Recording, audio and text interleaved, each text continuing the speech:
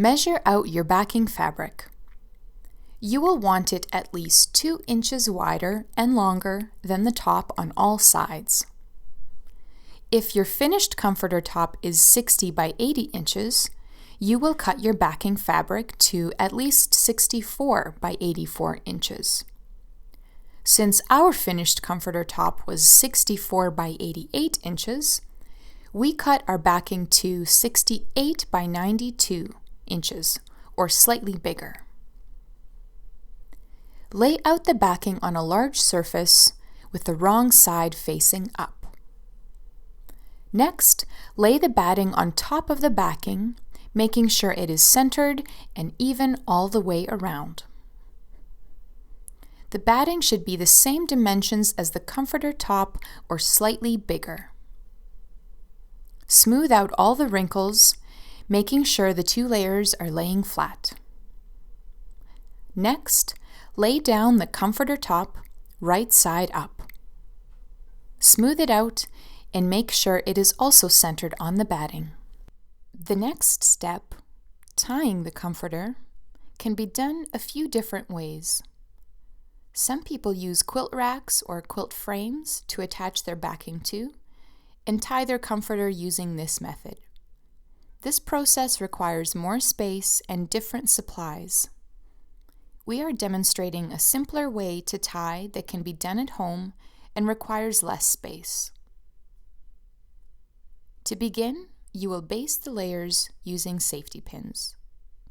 Make sure that the pin goes all the way through and catches the backing.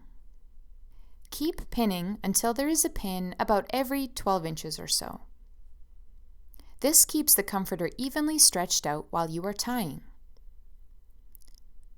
Once you're finished pin basting, you're ready to tie.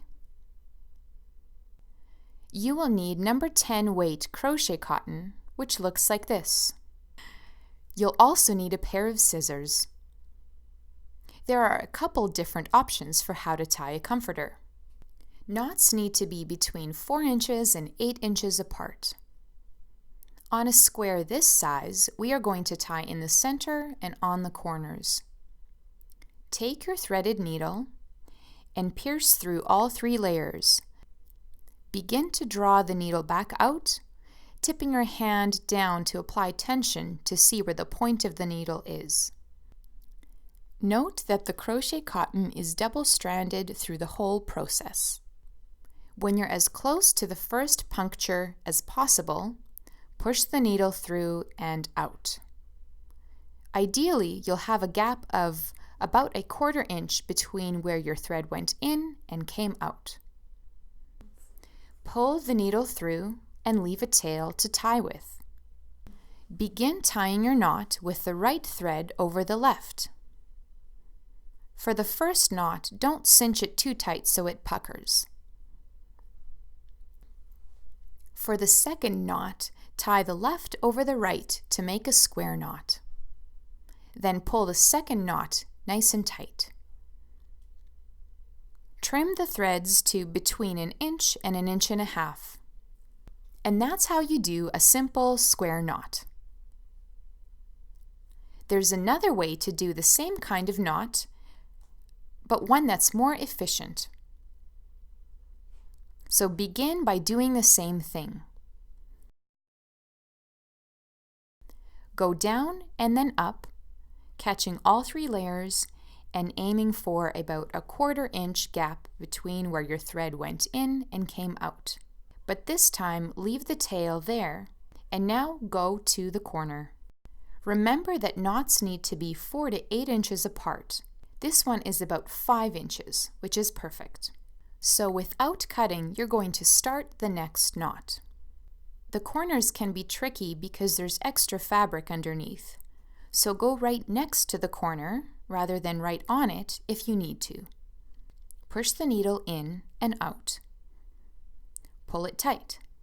Make a loop on one side and then go under the bridge and toward the loop. And pull that knot tight. Make a loop on the other side and then go under the bridge and toward the loop again and pull that tight.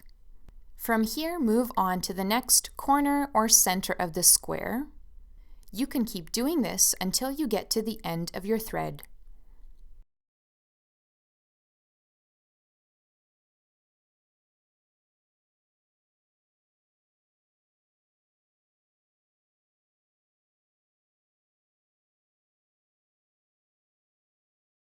Then cut between each knot.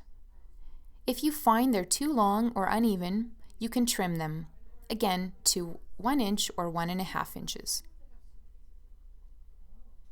Be sure to remember to tie that first knot too.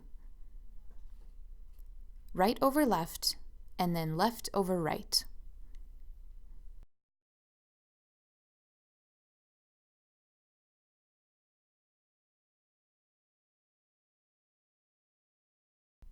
Keep tying the comforter until there is a tie every 4 to 8 inches apart.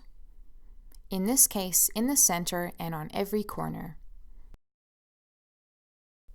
However, do not add ties on the edges of the comforter because that will be secured later when we sew the edge down. So there you have it. The comforter is tied and ready for finishing.